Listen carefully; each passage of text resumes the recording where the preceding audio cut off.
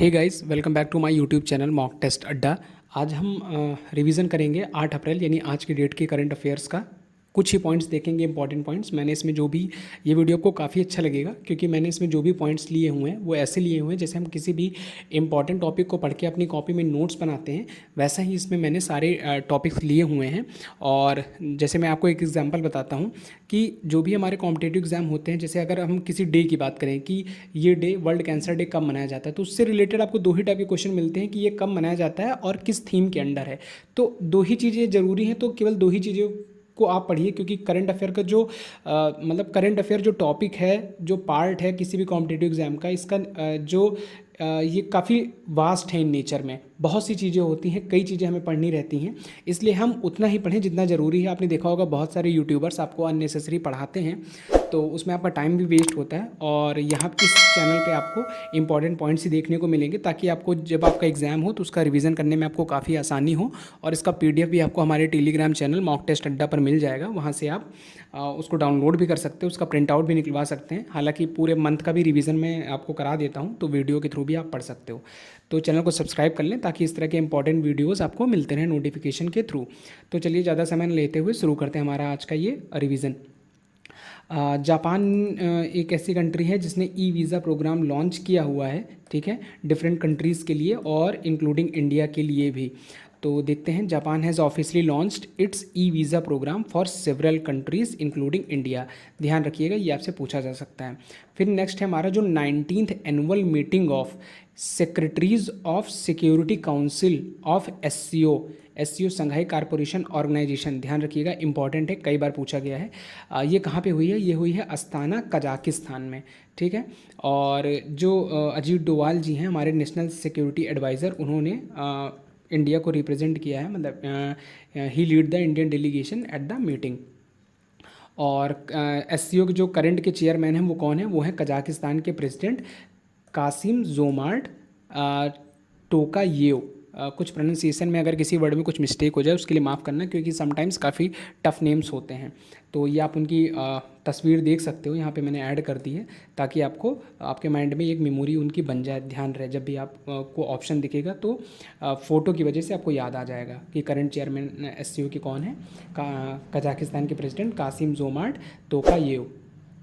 फिर अब देखिए, यहाँ पे मैंने मैप भी लगा दिया है ताकि आपको जियोग्राफिकल नॉलेज भी आपका इंक्रीज़ होता रहे। मैप की वजह से कई चीज़ें दिमाग में क्लिक हो जाती हैं, तो देखेंगे कि कजाकिस्तान कहाँ पड़ता है। तो ये रहा अपना प्यारा देश भारत। भारत के ऊपर इधर आपको मिलेगा पाकिस्तान, फिर ये अफ़गानिस्तान, फिर ये तुर्कमेनिस्तान, और यहाँ पे ऊपर ये है कजाकिस्तान। ओके, फिर एससीओ के बारे में थोड़ा सा जान लेते हैं। फुल फॉर्म मैंने आपको बता ही दिया है, संघाई कारपोरेशन ऑर्गेनाइजेशन। और ये कब बना था? 15 जून 2001 को बना था। हेडक्वार्टर कहाँ है? बीजिंग, चाइना में है। देखिए यहाँ पे संघाई आ रहा है तो इसी से आप ध्यान रखिएगा, चाइना, ठीक है।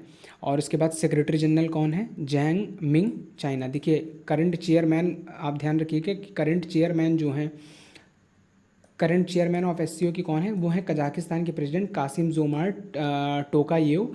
और जो सेक्रेटरी जनरल हैं वो कौन है? वो हैं जैंग मिंग, जो कि चाइना के हैं। फिर देखते हैं मेंबर कंट्रीज एससीओ की, कई बार पूछी गई हैं। करंट में 9 हैं, और जिसमें हैं ईरान, चाइना, इंडिया, कजाकिस्तान, फिर किर्गिस्तान, पाकिस्तान, रशिया, तजाकिस्तान और उज्बेकिस्तान। तो ये 9 कंट्रीज़ हैं। और जो ऑब्जर्वर मेंबर्स हैं वो 3 हैं, अफ़गानिस्तान, बेलारूस एंड मंगोलिया। तो ये आप ध्यान रखिएगा। फिर फाउंडिंग मेंबर्स देख लेते हैं एससीओ के, चाइना, रशिया, कजाकिस्तान, किर्गिस्तान और तजाकिस्तान। तो ये आप ध्यान रखिएगा। फिर नेक्स्ट है इंडिया और पाकिस्तान जो है वो ऑफिशियली ज्वाइंट उन्होंने किया था इस ऑर्गेनाइजेशन को 2017 में। और ईरान ऐसी कंट्री है जिसने 2023 में ज्वाइन किया है। तो ये पार्ट भी आप ध्यान रखिएगा, ठीक है। ईरान ने कब ज्वाइन किया है? 2023 में। फिर नेक्स्ट हमारा कुछ प्रीवियस जो इसकी मीटिंग हुई हैं, समिट्स हुई हैं, उनका वेन्यू देख लेते हैं। 2022 में समरकंद उज्बेकिस्तान में हुई थी, और 2023 में इंडिया में, और इस बार अस्ताना कजाकिस्तान में। फिर नेक्स्ट हमारा a research centre in Romania has recently unveiled the world's most powerful laser. Romania के एक रिसर्च सेंटर ने किस कंट्री का पूछा जा सकता है? तो रोमानिया, ध्यान रखिएगा। वर्ल्ड का मोस्ट पावरफुल लेज़र इन्होंने अनवील किया है, जो कि बेस्ड है 2018 की जो invention Nobel physics prize winner हैं उनकी थ्योरीज़ के ऊपर, उनके इन्वेंशन के ऊपर बेस्ड है। कौन थे विनर्स, या ध्यान रखिएगा, वो हैं गेरार्ड मोरो एंड डोना स्ट्रिकलैंड। ये ध्यान रखिएगा आप, 2018 के नोबल फिजिक्स प्राइज़ विनर्स। फिर रोमानिया के बारे में थोड़ा सा, रोमानिया की बात उठी है तो रोमानिया के बारे में देखेंगे। कैपिटल क्या है, बुकारेस्ट है, और करेंसी क्या है, रोमानियन ल्यू है, और ऑफिशियल लैंग्वेज रोमानिया की क्या है, रोमानियन है। कॉन्टिनेंट किस में पड़ता है, ये यूरोप में आता है। फिर ये देखिए यहाँ पर मैप है, आप इसको वीडियो को पॉज करके आप इसमें पता करिए कि जो रोमानिया है वो कहाँ पर पड़ता है। तो मैं आपको बताता हूँ, देखिए यहाँ पे मैंने आपको बताया था कजाकिस्तान, कजाकिस्तान के इधर थोड़ा सा इधर आएंगे यूरोप की तरफ, तो यहाँ पे आपका पड़ता है रोमानिया। ठीक है। फिर कुछ रीसेंट अपॉइंटमेंट देखेंगे बैंकिंग सेक्टर, बैंकिंग और इंश्योरेंस सेक्टर में। Chief risk officer of bank of Maharashtra ये बने हैं सुभाशीष रॉय, और MD and CEO of axis capital बने हैं अतुल मेहरा। फिर CEO of union asset management company, इसके सीईओ कौन बने हैं, कौन बनी है, मधु नायर, जिन्होंने रिप्लेस किया है जी प्रदीप कुमार को। फिर नेक्स्ट है स्पोर्ट्स से रिलेटेड, वेट लिफ्टर जो बिंद्या रानी देवी हैं, कॉमनवेल्थ गेम्स में भी ये आई थिंक मेडलिस्ट थी। तो बिंद्या रानी देवी जो हैं, ये आपसे पूछा जा सकता है कि किस खेल से रिलेटेड है, तो आपको बताना है कि ये वेट लिफ्टिंग से रिलेटेड है।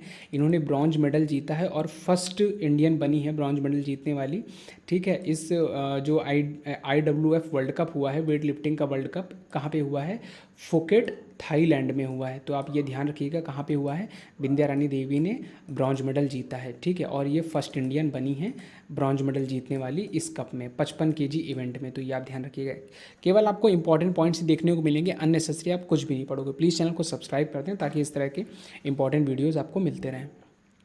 फिर देखेंगे 5 अप्रैल को हम कौन सा डे सेलिब्रेट करते हैं, नेशनल मैरीटाइम डे सेलिब्रेट करते हैं। थीम क्या थी इस बार की, navigating the future, safety first. फिर नेक्स्ट है 5 अप्रैल को ही हम सेलिब्रेट करते हैं international day of conscience. Theme क्या है, promoting a culture of peace with love and conscience. फिर कुछ अवार्ड्स का रिवीजन करेंगे जो अभी कुछ दिनों पहले ही दिए गए हैं। 29th देवी शंकर अवस्थी अवार्ड 2023, ये किसे मिला है, निशांत फॉर कविता पाठक आलोचना, इनको मिला है। फिर नेक्स्ट है GEEF ग्लोबल इन्वायरमेंट अवार्ड 2024, ये मिला है THDC इंडिया लिमिटेड को। फिर नेक्स्ट है Sangeeta Kalanidhi award most important 2024, किसे मिला है, ये मिला है थोदुर मादाभूसी कृष्णा जी को। फिर नेक्स्ट है PV Narasimha Rao memorial award most important Ratan Tata ji को मिला है, सॉरी। फिर है डायना मेमोरियल अवार्ड 2024, ये किसे मिला है, ये मिला है उदय भाटिया एंड मानसी गुप्ता जी को।